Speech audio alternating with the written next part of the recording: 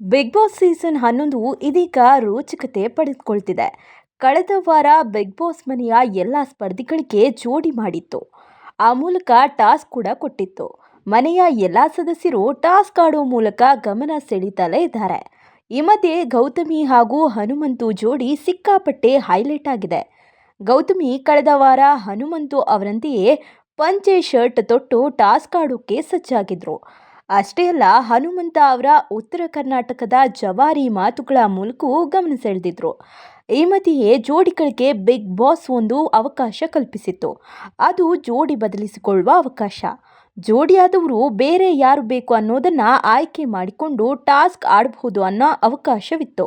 ಹಾಗಾಗಿ ಒಬ್ಬೊಬ್ಬರನ್ನ ಆಯ್ಕೆ ಮಾಡಿಕೊಳ್ಳುವತ್ತ ಮುಂದಾದ್ರೆ ಗೌತಮಿ ಸಡನ್ ಆಗಿ ಹನುಮಂತು ಅವರನ್ನ ಬಿಟ್ಟು ತ್ರಿವಿಕ್ರಮ್ ಅವರನ್ನ ಆಯ್ಕೆ ಮಾಡಿಕೊಂಡ್ರು. ಆದರೆ ಹನುಮಂತು ಏನನ್ನೂ ಹೇಳದೆ ಮೌನವಾಗಿದ್ರು. ಆದರೆ ಅಲ್ಲೊಂದು ಟ್ವಿಸ್ಟ್ ಇತ್ತು.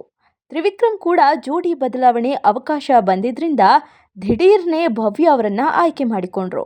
ಆಗ ಜೋಡಿಗಳ ಟಾಸ್ಕ್ ಮುಂದುವರಿತು. ಟಾಸ್ಕ್ ಒಂದರಲ್ಲಿ ತ್ರಿವಿಕ್ರಮ್ ಮತ್ತು ಭವ್ಯ ಜೋಡಿ ವಿರುದ್ಧವೇ ಗೌತಮಿ ಹಾಗೂ ಹನುಮಂತು ಆಟವಾಡಿ ಗೆದ್ರು. ಆದರೆ ಗೌತಮಿ ಅವರಿಗೆ ಟಾಸ್ಕ್ ಗೆದ್ರೂ ಎಲ್ಲೋ ಒಂದು ಕಡೆ ಸಮಾಧಾನ ಇರಲಿಲ್ಲ.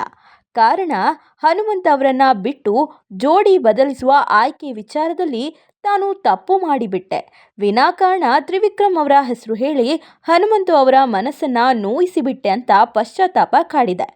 ಹೀಗಾಗಿ ಬಿಗ್ ಬಾಸ್ನ ಹೊರಾಂಗಣದಲ್ಲಿ ಕುಳಿತಿದ್ದ ಹನುಮಂತು ಅವರ ಜೊತೆ ಮಾತನಾಡ್ತಲೇ ಗೌತಮಿ ಹನುಮಂತು ಅವರ ಬಳಿ ಕ್ಷಮೆ ಕೇಳಿದ್ದಾರೆ.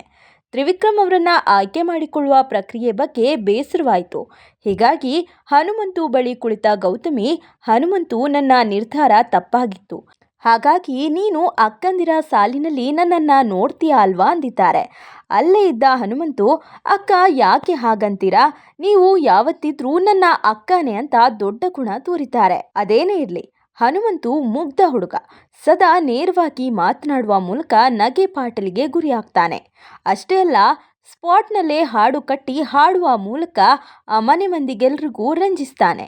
ಹಳ್ಳಿ ಹೈದ ಇವನೇನು ಮಾಡಿ ಅನ್ನುವಂತ ಅಂದುಕೊಂಡವರೆಲ್ಲ ಆ ಮನೆಯಲ್ಲೀಗ ಹುಷಾರಾಗಿ ಆಡಬೇಕು ಅಂತ ಮಾತನಾಡಿಕೊಳ್ತಿದ್ದಾರೆ. ಅಷ್ಟಿಲ್ಲದೆ ಹನುಮಂತು ಆ ಮನೆಗೆ ಎಂಟ್ರಿ ಕೊಟ್ಟಿದ್ದಾನಾ? ಒಂದಂತೂ ನಿಜ, ಹನುಮಂತು ನಿಜಕ್ಕೂ ಮುಗ್ಧನಾ ಗೊತ್ತಿಲ್ಲ. ಆದರೆ ಅವನೊಳಗೆ ಒಂದೊಳ್ಳೆಯ ಗುಣವಂತೂ ಇದೆ. ಯಾರು ಏನೇ ಅಂದ್ರೂ ತಲೆ ಕೆಡಿಸಿಕೊಳ್ಳದ, ತನಗೆ ಅನಿಸಿದ್ದನ್ನ ಥಟ್ಟನೆ ಹೇಳಿಬಿಡುವ, ಮನಸ್ಸಿಗೆ ನಾಟಿದ್ದನ್ನ ಮಾಡಿಬಿಡುವ ವ್ಯಕ್ತಿತ್ವ ಅವನದು. ಹಾಗೆ ಹೇಳೋದಾದ್ರೆ ಹನುಮಂತನದು ನಿಜವಾದ ವ್ಯಕ್ತಿತ್ವದ ಆಟವಂತೂ ಹೌದು. ಬಹಳಷ್ಟು ಅಭಿಮಾನಿಗಳು ಇದೀಗ ಹನುಮಂತನಿಗೆ ಸಪೋರ್ಟ್ ಮಾಡ್ತಾ ಇದ್ದಾರೆ. ಆ ಮನೆಯೊಳಗಿರುವ ಸ್ಪರ್ಧಿಗಳು ಸ್ವಲ್ಪ ಯಾಮಾರಿದ್ರೂ ಹನುಮಂತ ಬೇರೆ ಲೆವೆಲ್ ಆಟ ತೋರಿಸ್ತಿದ್ದಾನೆ.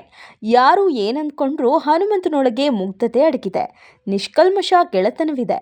ಡಬಲ್ ಗೇಮ್ ಮಾಡದ ನಿಯತ್ತಾಗಿ ಆಡುವ ಮೂಲಕ ಜನಮನ ಗೆಲ್ತಿರೋ ಹನುಮಂತನಿಗೆ ಈಗ ಅಭಿನಂದನೆಗಳ ಮಹಾಪೂರ್ವೇ ಹರಿದು ಬರೋದಂತೂ ಸುಳ್ಳಲ್ಲ.